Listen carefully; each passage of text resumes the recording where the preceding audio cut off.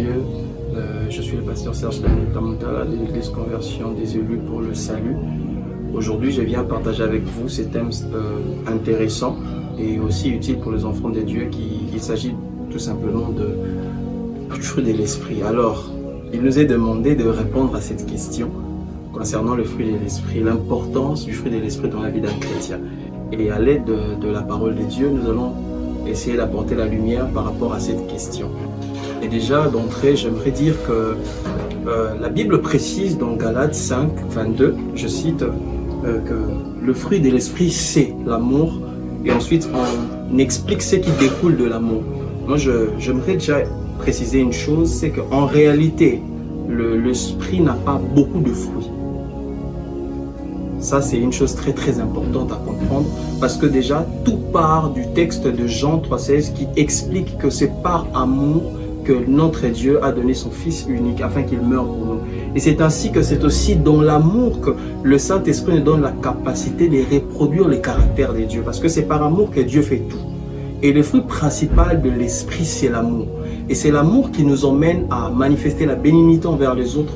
C'est l'amour qui nous emmène aussi à manifester de la joie parce que la Bible dit que c'est par le Saint-Esprit que Dieu répand son amour dans nos cœurs. Et aujourd'hui, nous voulons répondre à cette question de savoir quelle est l'importance des fruits de l'esprit dans la vie d'un chrétien.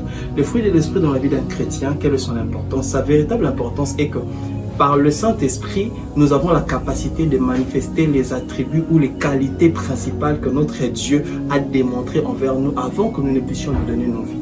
Comme par exemple l'amour. L'amour qui est l'élément de base de notre relation avec notre Seigneur Jésus-Christ. C'est par amour que notre Dieu a donné son Fils. Et c'est aussi par cet amour même que nous répondons aussi à l'appel que Dieu nous lance. Et aussi l'importance du fruit de l'esprit. Le fruit de l'esprit, on dit un fruit. Pour qu'il y ait un fruit, donc il y a une sémence. Et la sémence qui apporte ce fruit, c'est l'esprit. Comme l'explique Galates 5, 22. Le fruit est la conséquence de la présence de l'esprit. Or, l'esprit nous est donné lorsque nous avons Jésus-Christ. L'esprit nous est donné lorsque nous recevons Jésus. La Bible est en train de dire dans Romains que celui qui n'a pas l'esprit de Dieu ne lui appartient pas. Alors ici, il ne s'agit pas cette question ne répond pas pour tout le monde, mais elle répond aux préoccupations des enfants de Dieu, ceux qui ont reçu Jésus. Alors pour vous, quelle est l'importance du fruit de l'esprit?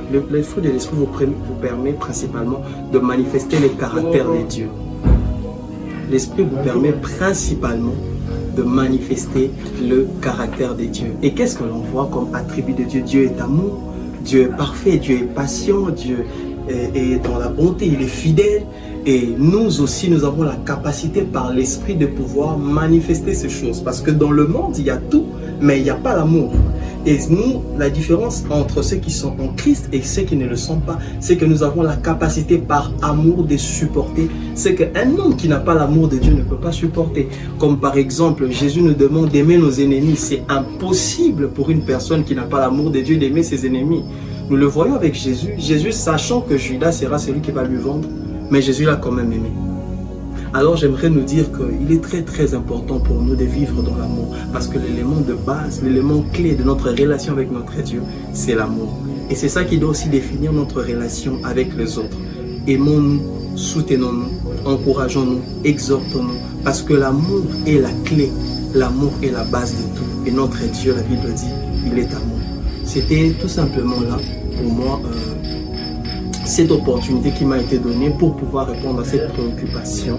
Et voilà, j'espère que vous trouverez au travers de cette vidéo réellement des réponses par rapport à votre question concernant l'importance du fruit de l'esprit dans la vie d'un chrétien. Son importance est tout simplement de manifester le caractère de Dieu qui a pour élément clé l'amour de Dieu. Nous n'aimons pas pour recevoir d'abord l'amour en retour. La Bible dit, Dieu a tant aimé le monde qu'il a donné son Fils unique, afin que quiconque croit en lui ne périsse point, mais qu'il ait la vie. L'objectif de l'amour, c'est de démontrer réellement qu'au-delà des faiblesses, au-delà des incapacités, on peut être accepté. On peut être aussi utile, on peut contribuer au bonheur, on peut aussi apporter quelque chose. Et pour lire l'amour les uns pour les autres, on peut le voir dans notre capacité de vivre ensemble.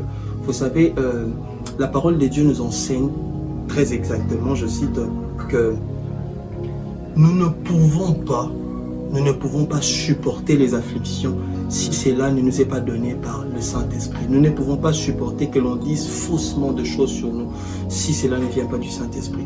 Et à chaque fois qu'un chrétien donne de l'amour, il ne doit pas attendre forcément en retour qu'il reçoive de l'amour, mais lui doit simplement obéir à cet ordre que Dieu donne. Il dit, tu aimeras l'Éternel ton Dieu de tout ton cœur, de toute ton âme, de toute ta pensée, mais aussi tu aimeras ton prochain comme toi-même. Qu'il t'aime ou qu'il ne t'aime pas, tu dois l'aimer. Et comment tu sauras qu'il t'aime? Tu le sauras au travers des attributs de l'amour que toi-même tu es en train de manifester envers lui. C'est ainsi que tu sauras qu'en cet homme, il y a un amour qu'il est en train de manifester. Cet amour, c'est un amour de Dieu. Parce que toi-même déjà, tu manifestes cet amour au travers du Saint-Esprit. Tu vois, il y a la joie, il y a la bénignité, la patience. La bénignité surtout, c'est un élément très essentiel. J'aimerais m'asseoir dessus rapidement, 30 secondes. La bénignité, c'est la capacité de voir toute chose moindre, quelle que soit l'ampleur ou la gravité, encore la profondeur de la chose. Par exemple, je peux être affligé par quelqu'un. Quelqu'un qui tue par exemple mon père. Je suis un enfant de Dieu, il m'est demandé d'aimer mon ennemi. Qu'est-ce que je fais?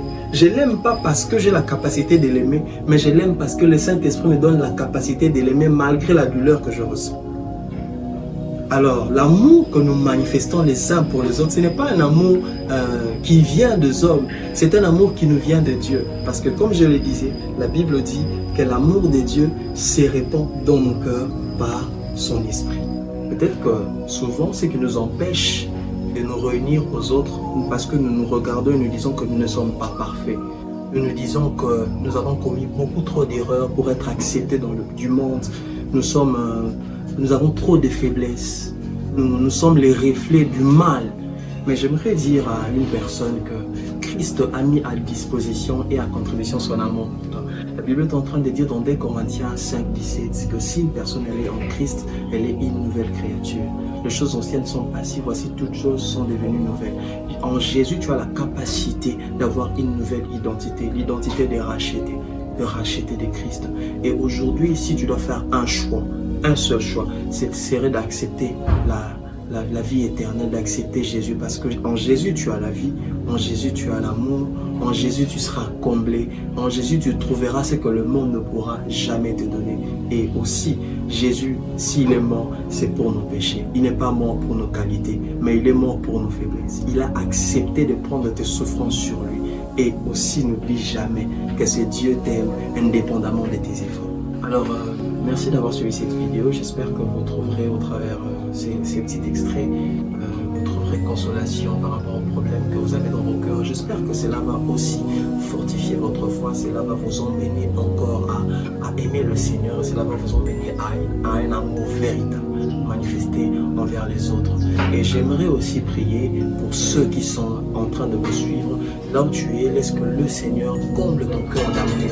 Cet amour qui surpasse tout autre amour que tu pourras trouver dans le monde. Que l'amour de Dieu remplisse ton cœur. Soyez bénis dès lors où vous êtes et que le Seigneur vous fasse énormément du bien. Au nom de Jésus.